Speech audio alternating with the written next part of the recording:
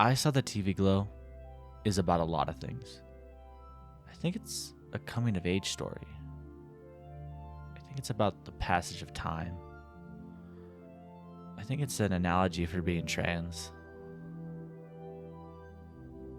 I think it's about finding yourself through media. But I also think it's about losing yourself in that same media. As the director states in an interview with Letterboxd, Owen and Maddy are taking steps to not just watch themselves on screen, but become themselves on screen. Media just might be one of the most powerful tools we have in modern day. I mean, it influences everything from politics to identity to culture. This, of course, is not a new story. The Odyssey to Mary Shelley's Frankenstein, we've seen culture and identity change based on media. And I think I Saw the TV Glow highlights this best.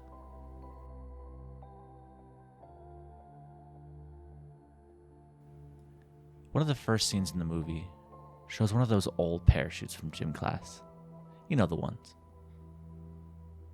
But instead of being a rainbow, like the one I had as a kid, it was pink, blue, and purple.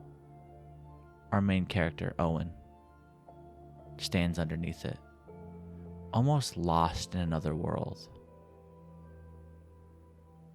He wanders around until, of course, the parachute falls, as they do. And we get the title card for the movie. I Saw the TV Glow. And then it cuts to the same gym, but in a different time. It almost seems like a different place. It's voting day. There's booths and activities set up for kids and parents alike. Owen goes into the booth with his mom.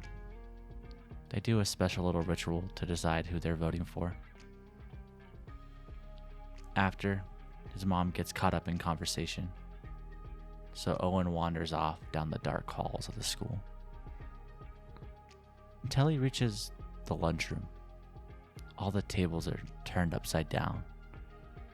There's only one person in the room, Maddy, our second main character.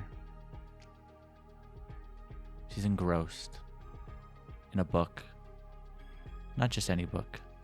It's a TV guide for a show, the Pink Opaque. They start talking about it. Owen seems quite engaged, almost like he's back under that parachute. That is until he finds out what time the show comes on. 10:30. His parents don't let him stay up that late. Maddy invites him over. Says he can come watch it at her house. Owen knows, of course, his parents won't let him stay at a random person's house. He lies, sneaks out, grabs his sleeping bag, and knocks on her sliding glass door. He lets himself in. She's already there, watching it with another friend. They don't notice him quite yet. That is until the TV glows, a pink opaque. The show has started. As soon as the glow comes on, we see both characters' faces engulfed by it. Maddy and Owen staring deeply into the TV. Luckily, the movie gives us a little peek into the show. We see the intro, and we see the start of an episode about an ice cream monster. Except, it seems a little too scary to be in a children's TV show. Then, of course, the night ends and Owen goes home. He doesn't ever talk to Maddy again, for a while at least. Too scared, too antisocial. But Maddy keeps him up to date on the show by passing him notes and making VHS recordings of the show for him. That is until they meet up again later in high school. Maddy's on the bleachers. Owen walks up, finally working up the courage to ask her if they can watch the show again live. She seems preoccupied. She just lost one of her friends. Same one we saw earlier. We can conclude that Maddy tried to make a move on her, and she didn't swing that way. Maddy relents, invites him over, and they watch it again. We get the same visuals as last time, them a bit older. But it's what happens after this time. We see Owen in his sleeping bag. He seems restless. Then we hear Maddy walk down the steps. She talks about leaving, running away from this town. She has Owen take down his shirt, and she draws a little ghost on the back of his neck, in vein of the characters from the Pink Opaque. They fall asleep together. The next morning, Maddy tells him to pack as much as he can for the next weekend. They're leaving. He can't tell anyone. So Owen walks back to that neighbor's house, frantically knocks on the door, talks about how he's lied, how he doesn't want to go with her, that he's been bad. He's scared. Throughout the movie, we see that both characters have rough home lives. Maddy, we see signs of physical abuse from her stepdad, and Owen, deeply rooted issues with his father, most likely involving emotional abuse. But he loves his mom. Sadly, after Maddy leaves and he stays behind, his mom dies of cancer. We fast forward 9 years. Owen is still living in the same house, still with his father. He works at a movie theater now. He speaks about not enjoying it. Maddy's been missing all those years. No one knows where she went, except maybe Owen knows she ran away. Then he's in the grocery store, buying necessities. She shows up again. This time, looking different, more confident. She's wearing a leather jacket. She explains to him exactly what happened when she ran away.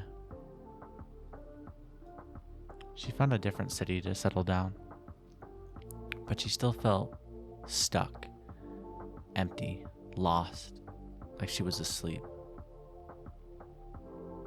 It wasn't until she did something drastic. She paid someone to bury her alive. And as she's dying in that grave, covered in excrement, suffocating, she doesn't simply disappear or wake up in heaven. She wakes up in the Pink Opaque as one of the characters. She asks him to go to that old gym from the start of the movie.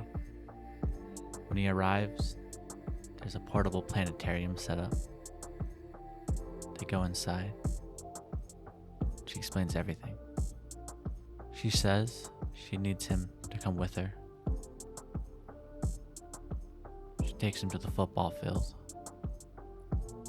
reminiscent of the commercial for the Drain Lords episode. She explains she dug 2 graves behind the goalpost, and that if they both go in together, she has a plan. They can both lay down and wake up from this false reality.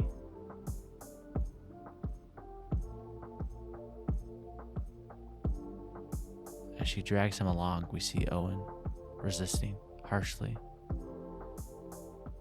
He can't quite comprehend what she's doing. He doesn't believe her. So Maddy leaves him. We get more narration from Owen. He explains how he runs back to his house and hides for days, worried that she's gonna come grab him and drag him into that grave. He explains how he never sees her again. She doesn't come. So then we get another time skip. This time, 20 years. Life goes on for Owen. He explains how his dad died, but he kept the house. He becomes a man.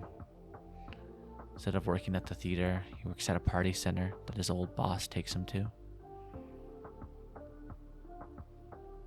He talks about not being happy, about how every day he thinks about if maybe he went with her and believed her.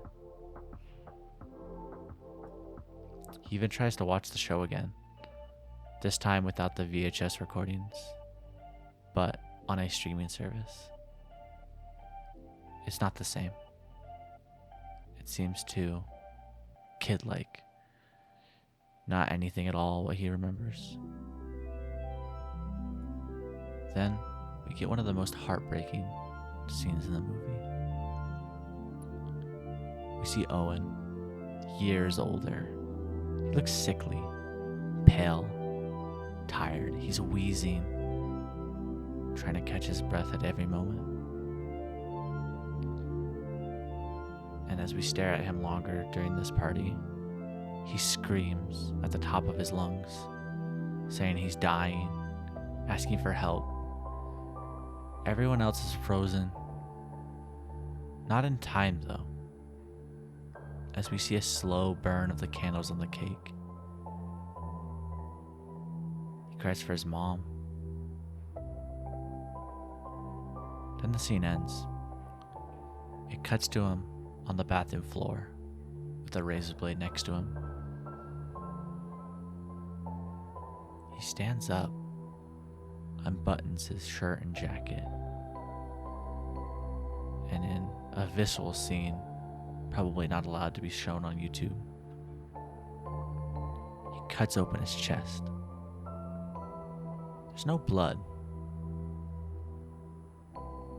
but as he pulls open his chest, we see what's inside.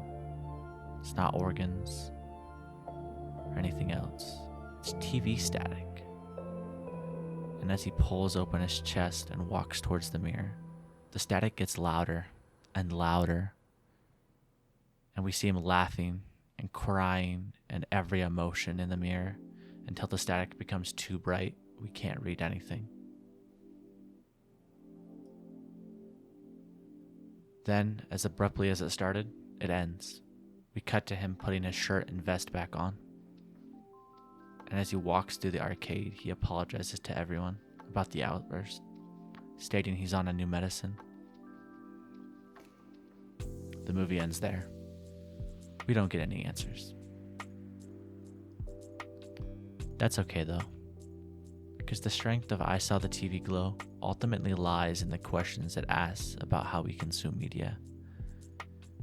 For Maddy, the show was a mirror, reflecting a more authentic self. It helped her confront her reality and make sense of her struggles. For Owen, the show was more of a mask. It kept him from facing his true self. He could never be like the characters in the show. He could only be himself.